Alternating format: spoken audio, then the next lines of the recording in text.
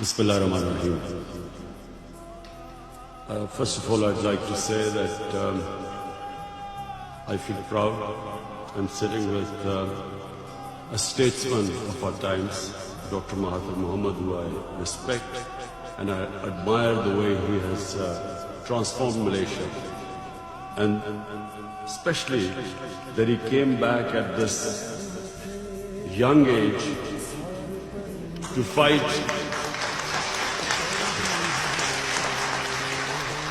corruption.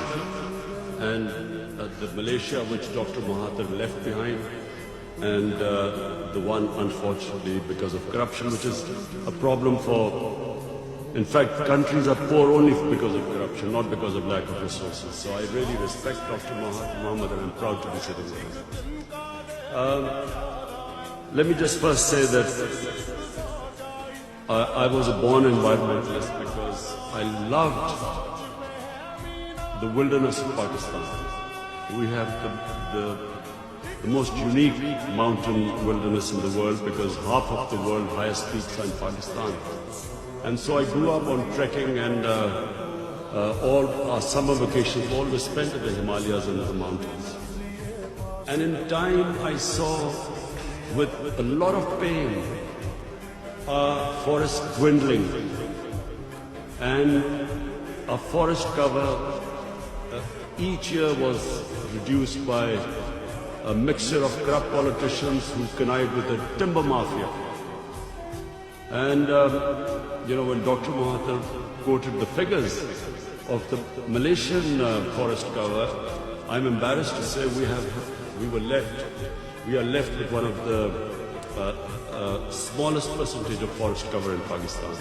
So when my party won an election 6 years ago in the province of Pakhtunkhwa, we decided that we would do something which no other Pakistani government had ever done. We decided to plant 1 billion trees in 5 years to counter climate change. Because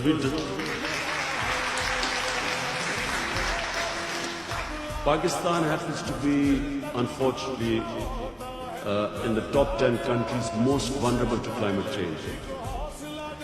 The water, 80% of the water in our rivers comes from our glaciers.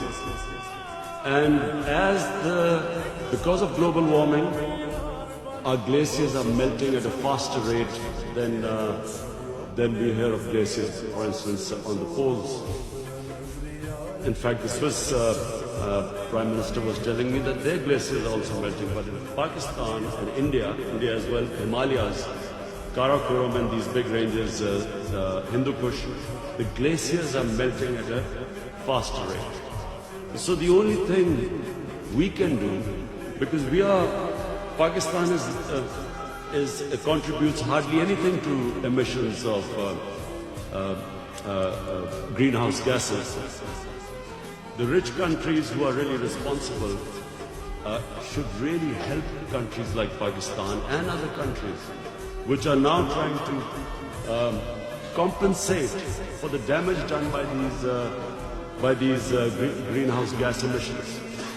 So this global warming affects us, and if as the glaciers keep receding, the whole, not just the Indus Basin, but the two great river systems, the Ganges Basin in India, the future for hundreds of millions of people is going to be affected. So we tried our best in a province we planted 1 billion trees. No one thought it would be possible. But we used a unique method, and I must commend our team which was involved in this planting of 1 billion trees. We enlisted local communities, women who would be living in mountain areas. We paid them money to grow nurseries, and then young men also living in mountain communities. We hired them as guards to protect as the saplings grew. So it was one of the most successful campaigns acknowledged by WWF, by World Economic Forum, by Bond Challenge. We planted 1.1 billion trees in 5 years. So now, when my party won elections a year ago, we became even more ambitious, and we have given ourselves a target of 10 billion trees. So in the next 5 years, we hope to plant 10 billion trees in Pakistan to counter the effects of climate change. And we are going to use the same method of employing people in remote communities. We're going to pay women especially to grow nurseries in remote villages, and then hire young boys from the communities as guards to protect the trees, like we've done in KP province. But I do feel that those countries, rich countries who are contributing so much toward these greenhouse gas emissions, they must help countries like us, because the rate at which we are going, I'm afraid, the rich, I just feel that there's not much seriousness in this from the richer countries. Because maybe they feel that they're not affected that much, but eventually everyone will be affected. You will have refugees because of climate change.